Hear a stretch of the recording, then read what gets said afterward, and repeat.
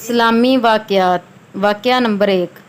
جب حضرت قطبالدین اولیاء ابو اسحاق ابراہیم بن شہریار نے سفر حج کا قصد فرمایا تو مشاغین بصرہ نے آپ کو دعوت دی جس میں انواع اقسام کے کھانے تھے، لیکن آپ نے گوشت کو ہاتھ نہیں لگایا، جس کی وجہ سے مشاغین کو خیال ہوا کہ شاید آپ گوشت نہیں کھاتے، لیکن آپ نے ان کی نیت کا اندازہ لگا کر فرمایا کہ شاید تم لوگ سوچ رہے ہو کہ میں گوشت نہیں کھاتا، حالانکہ ایسا نہیں ہے، مگر آج سے تمہارے خیال کو قائم رکھنے کے لیے گوشت نہیں کھاؤں گا، اور تا حیات آپ اپنے اس عہد پر قائم رہے۔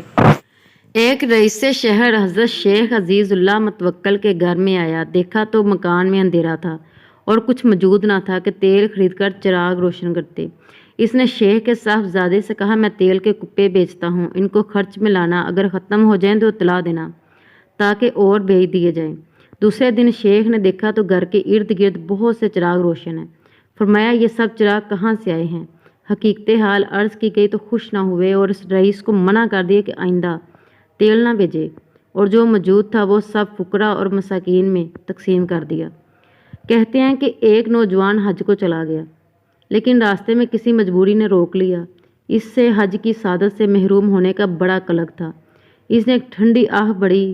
جناب سفیان ثوری اس کے پاس کھڑے تھے۔ آپ نے اس نوجوان سے فرمایا، میں نے 4 حج کیے ہیں، جو ان کا ثواب تجھے بخشا، لیکن ایک آہ جو تو نے بڑھی ہے وہ مجھے دے دے۔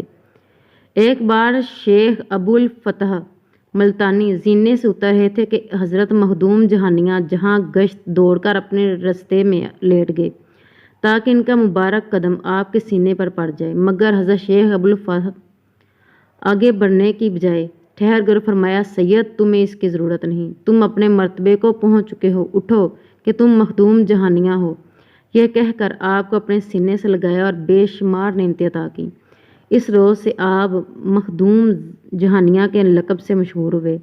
حضرت مختخ موصلی فرماتے ہیں کہ ایک مرتبہ سخت موسم گرما میں سفر حج کا اتفاق ہوا تو راستے میں ایک لڑکے کو بے سر و سامان پیدل چلتے دیکھا۔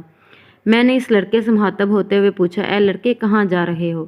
وہ بولا، میں نے سنا ہے کہ میرے مالک رحیم و کریم کا ایک گھر زمین پر ہے، میں اسی کی زیارت کے لیے جا رہا ہوں۔ میں نے پوچھا، کچھ زیادہ راہ بھی ہے؟ کہنے لگا، کیا رب کریم کے در دولت پر جانے والے غلام زیادہ راہ بھی اپنے ساتھ لے کر چلتے ہیں؟ کیا خداوند تعالیٰ کی عنایت کافی نہیں؟ میں نے کہا، یہ تو درس تھا، مگر تم آہستہ چل رہے ہو اور سفر بہت دور دراز کا ہے، تمہارے حج کے موقع پر پہنچنا بہت مشکل ہے۔ میری اس بات پر اس نے کہا، چلنا میرا کام ہے اور پہنچانا خدا کا کام۔ اس کے بعد وہ لڑکا میری نظروں کے سامنے سے اوجھل ہو گیا۔